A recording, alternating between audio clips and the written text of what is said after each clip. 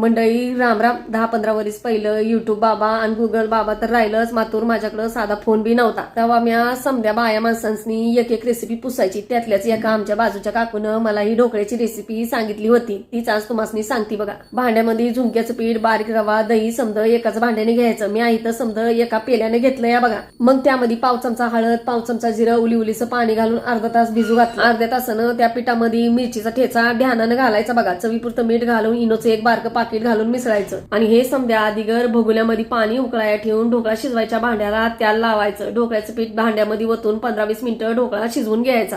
ढोकळा शिजस्तोवर कढईमध्ये जिरं, मोहरी, हिंग, कढीपत्त्याची फोडणी करून वरनं त्यामध्ये पेलाभर पाणी वतून चमचाभर साखर, उलीचं मीठ, कोथमीर घालून गोड पाणी तयार करायचं. ढोकळा शिजल्यावर ना हाताला चिकटत नाही बघा. आणि चाकू बी खुपसून बघायचा ढोकळा शिजलाय का नाही ते. उलीचा ढोकळा गार झाल्यावर ना वड्या पाडून वरनं फोडणीचं पाणी आणि कोथमीर घालून खात खात ठेंग्याचं बटन दाबा इसरायचं नाही बघा.